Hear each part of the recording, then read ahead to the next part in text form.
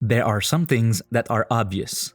Either you're one of those people who know that Batman the Animated Series is one of the best TV shows ever, or you have never watched it. Having won 4 Emmy Awards in its 2 seasons and still named almost 30 years after its broadcast as the second best animated series of all time behind The Simpsons in multiple charts, Batman the Animated Series is also considered to be the best adaptation of Batman outside of the comics. It's the series that initiated the shared animated universe of DC Comics, spawning interconnected series until 2006. It's responsible for the creation of several female characters who have become DC icons such as Harley Quinn, Renee Montoya, Nora Freeze, Mercy Graves, and many more, and for reinventing some cult characters like Mr. Freeze and Mad Hatter. Even the immense success of the Arkham video game series were primarily inspired by it, while adapting it to its audience now 20 years older. That's because Arkham Asylum and Arkham City were largely scripted by Paul Dini, the man to whom we owe this version of The Dark Knight. Of course, Paul Dini is not the only talent behind the series. It's Bruce Timm, one of the 2 creators of the series with Eric Radomski, who was able to translate the universe of Batman into animation, into a series that would afford an artistic direction borrowed from 1940s film noir and major themes never before addressed in a children's series. And it was this maturity, present from the very beginning and marking every step of its production, that would culminate in the making of The Mask of the Phantasm, Batman's most mature film. Released in theaters with too much rush and not enough publicity, Roger and I never reviewed it, and as far as I'm concerned, we made a big mistake because it's terrific. This is a film that once again belongs to film noir and horror film, a Greek tragedy, lost in a saturation of Roman spectacles. Are you not entertained? Welcome to Frank Movie Talks. I'm Frank, and today I'm going to explore Batman, The Mask of the Phantasm. Let's start from the beginning. In the 90s, the animation department of Warner Brothers hires a new executive producer, a certain Steven Spielberg, who insists that from now on, the animated series would have a full orchestra for the composition of their soundtracks. When the time comes to compose the music of Batman, Shirley Walker shows her interest until she's finally given a chance. She, who started her career playing the synthesizer on the soundtrack of Apocalypse Now before writing her first solo score for Memoirs of an Invisible Man, was conductor and orchestrator on many big Hollywood productions, collaborating several times with Danny Elfman, notably on 1989's Batman, and Hans Zimmer, future composer of Christopher Nolan's trilogy. She composed the music for over 34 episodes of the animated series in addition to the second intro, and she's the one behind the score of The Mask of the Phantasm. When she died in 2006, she held a record for most major production soundtracks than any other woman in the United States, and she will always be considered a pioneer in the industry for her ambition and effort in order to improve the working conditions of female composers. Both animated series and the film also benefited from the unrivaled experience of Andrea Romano, casting and dubbing director on several DC series and films, as well as other projects such as Avatar: The Last Airbender. It is thanks to her that we were able to hear the voice of David Warner in the role of Ra's al Ghul, of Ron Perlman in the role of Clayface, Adrienne Barbeau for Catwoman, Roddy McDowall for Mad Hatter, in addition to Mark Hamill for the Joker, and Kevin Conroy, who would be the voice of Batman for decades. She, unfortunately for us, but good for her, retired in 2017.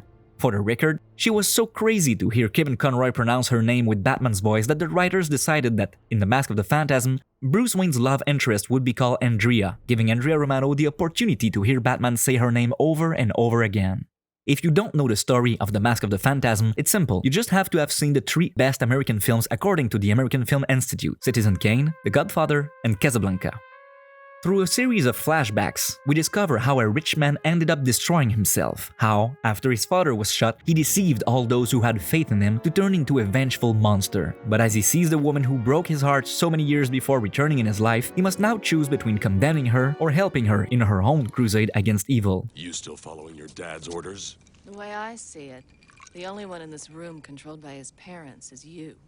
The film is both a love story set in Gotham's glorious past, when a life full of promises smiled on a young people preparing their bright future, and a quest for revenge, set in a dark fallen city which transforms even its bravest citizens into monsters without any future. The love story is told through flashbacks which, for once, do not focus on the Wayne's murder, but rather on Bruce's last chance not to become Batman, while the present sees him investigate a specter who kills one by one the leaders of the underworld while fleeing the police who believe him to be guilty of these murders. Of course, the Spectre is Andrea, returned to Gotham to avenge her father by killing the thugs who murdered him. Driven to despair, Valestra, one of the last surviving gangsters, makes the mistake of opening the most terrible Pandora's box there is in Gotham by asking for help the only individual he believes capable of protecting him, a parasite that infests the ruins of a future that never got to be, the ruins of what Bruce and Andrea's life might have become if fate had played out in their favor, a Pandora's box named Joker. Gasp! Can it be? Old Sally, the Weezer Valestra! And that's precisely what Andrea wanted, since the Joker was also responsible for her father's death, and she needed Valestra to show her where the Joker was hiding. If Andrea promises that her quest for revenge will end after the last murder, Batman cannot say the same for his own crusade against crime since he refuses to let it escalate to murder, not even that of the Joker, the enemy who laughs at the ideal life Bruce Wayne never had, the nuclear family he lost. Isn't Hazel here a cutie? True, she's a real homebody, but you can't help who you fall in love with. Ooh.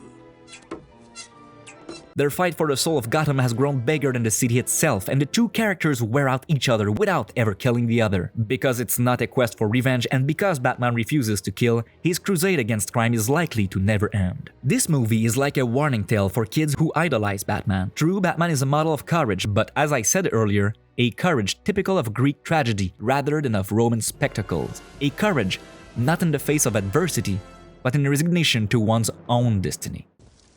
What am I still doing this for? What the flashbacks in the film show is that Bruce Wayne's failure in this version isn't about being unable to mourn his parents. It's the only time we hear him tell the truth about his mourning in a sentence that would have the power to wipe out Batman far more than any of his opponents will ever be able to. It doesn't mean I don't care anymore. I don't want to let you down, honest, but it just doesn't hurt so bad anymore.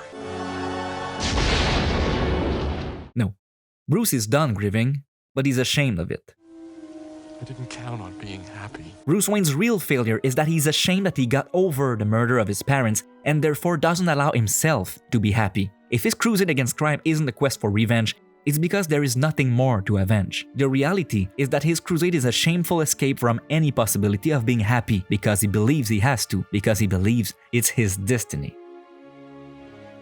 To match the tragic tone of the film, Shirley Walker added a chorus to her usual orchestra,